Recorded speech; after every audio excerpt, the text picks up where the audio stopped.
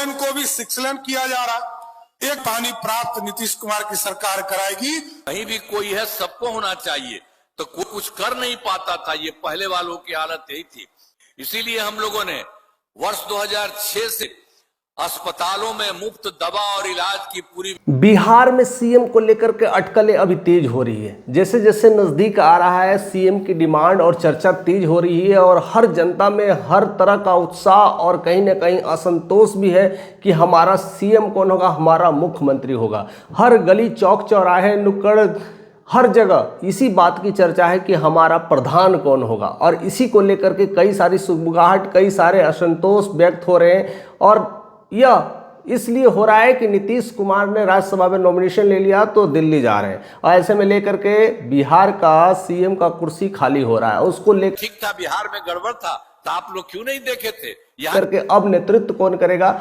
हालांकि इस बात की चर्चा और पुष्टि हो गई थी कि कहीं ना कहीं सम्राट चौधरी ही करेंगे और न्याय के साथ विकास। इस इलाके में तो लोग को लेकर के कई सारे बयानबाजी हो रहे थे, लेकिन सारी चीजें, घटनाएं कहीं ना कहीं इंडिकेट करती है समृद्धि यात्रा के दौरान कि अब उनका भी नाम नॉमिनेशन में क्लियर नहीं है और कहीं ना कहीं अब उनके मन में भी वह असमंजस की भावनाएं हैं। यानी कहीं ना कहीं हर पार्टी में अपने अपने मोर्चे के हिसाब से अपनी बातों को रख रहे हैं और हर कोई नाप तौल कर करके बातें कर रहा है। कोई क्लियरली कह सकते हैं यह नहीं कह पा रहा है कि हमारा सीएम होगा, हमारा सीएम होगा, हमारा सीएम होगा, लेकिन हर किसी के मन में यही मुराद है, हर किसी के मन में यही चीज़ें चल रही है। लेकिन राजनीतिक के खिलाड़ी, मजे हुए खिलाड़ी चिराग पासवान के बयान से बिल्कुल चीज़ें बदल गया है। राज्य में होना चाहिए, पर ये तमाम बातों पर अंतिम मुहर गठबंधन के भीतर जल्द लगेगी। बट हाँ, मुख्यमंत्री माहौल बदल गया है। उन्होंने क्लियरली कह दिया है कि ऑलरेडी हमारे अंदर जितने भी पार्टी एनडीए घटक दल के लोग हैं सब साथ में बैठक हुई है और ऑलरेडी मुख्यमंत्री के नाम की क्लैरिटी सामने आ चुकी है। सब लोगों ने समझ लिया कि अब यह क्लियर है, केवल औपचारिकता बाकी है। लेकिन उनके दूसरे ही सेंटेंस ने लोगों की सियासत को हिला दिया, यानी बिहार की सियासत को और भी हिला दिया है। जैसे जैसे आप समझने जाते हो वैसे ही आप उलझ जाते हो और ऐसा देखने को फिर से मिला है क्योंकि चिराग पासवान का बयान बिल्कुल, देखिए, हम लोग पूरी तरीके से तैयार हैं और इसमें अलग तरीके का था। पहला बयान क्लियर था कि ऑलरेडी सीएम पद की फैसला हो चुकी है कि कौन सीएम बनेगा, केवल औपचारिकता बाकी है। लेकिन दूसरे बयान में वो कहते हैं कि जो भी सीएम होंगे वह नीतीश के मार्गदर्शन पर काम करेगा, नीतीश के अनुसार चलेंगे और नीतीश का अनुभव होगा। यानी हमारे मुख्यमंत्री नीतीश जी दिल्ली में रहेंगे लेकिन कार्य बिहार में उनके ही निर्देशन से चलेगा। यानी रिमोट कंट्रोल इस बार दिल्ली में बीजेपी के हाथ नहीं रहेगी। इस बार रिमोट कंट्रोल दिल्ली में तो रहेगी लेकिन इस बार रिमोट कंट्रोल का हकदार कहीं ना कहीं नीतीश कुमार होंगे।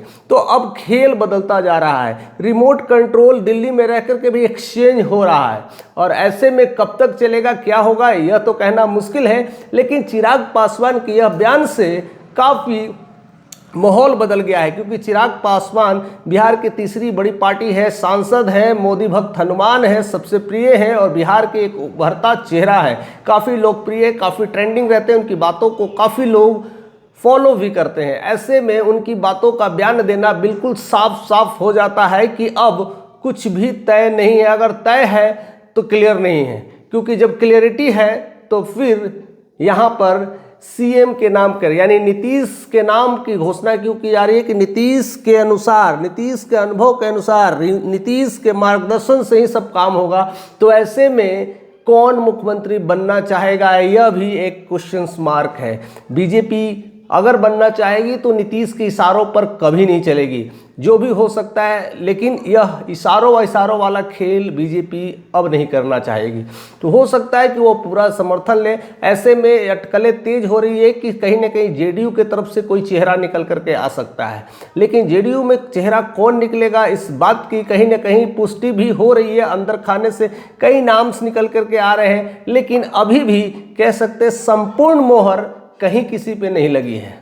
और दूसरी तरफ चिराग पासवान ने जिस तरह से कह दिया कि मैं इस रैट रेस से बाहर हूँ, मुझे इस रेस में अभी कोई इंटरेस्टेड नहीं है क्योंकि ऑलरेडी मेरी जिम्मेदारी अलग है, मेरे प्रधानमंत्री ने मुझे अलग जिम्मेदारी दी है, अलग कार्य दी है, तो मैं उस कार्य को लेकर के अभी ज़्यादा उस पर फोकस हूँ। और ऐसे में बिहार में बस अब दो ही पार्टी रह जाती है, बीजेपी वर्सेस जेडीयू, और इसी दोनों पार्टियों में से किसी एक मुख्यमंत्री का ऐलान होगा। और सबसे बड़ी बात यह है कि अगर मुख्यमंत्री का ऐलान होगा तो डिप्टी सीएम में भी फेरबदल होने वाले हैं। एक डिप्टी सीएम और एक मुख्यमंत्री, ऐसे करके बिहार में लोकार्पण किया जाएगा।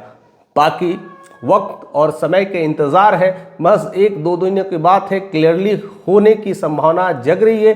कहीं ना कहीं नीतीश कुमार की घोषणा का इंतजार है, यानी 26 तारीख को रामनवमी के दिन समृद्धि यात्रा का द एंड होने वाला है, उनका समापन होने वाला है। और शायद नवमी के दिन, रामनवमी के दिन 26 तारीख को हो सकता है कि नीतीश कुमार अपने मुखार बिंदु से वह नाम भी घोषणा कर दे कि हमारे अनुभव से चलने वाले, हमारे नियम कार्यों से चलने वाले बिहार का मुख्यमंत्री ये होंगे डैश डैश डैश, यानी सम्राट हो सकते हैं या उनके सुपुत्र निशांत हो सकते हैं, या और कोई जो चेहरा है जो हिडन है, जो कि निकल करके बाहर नहीं आ रहा है, वो भी शायद हो सकता है। ऐसे कौन से चेहरे हैं, कौन सा चेहरा और भी ज़्यादा लोकप्रिय है जो अंदर छुपा हुआ है, जिनकी योग्यता काफ़ी ज़्यादा है, अनुभव ज़्यादा है, जो बिहार को संचालन करने में एक महत्वपूर्ण भूमिका निभा सकती है कोई चेहरा? नाम तो ज़रूर कमेंट करके बताइएगा। चैनल पे नए तो सब्सक्राइब करके जाइएगा।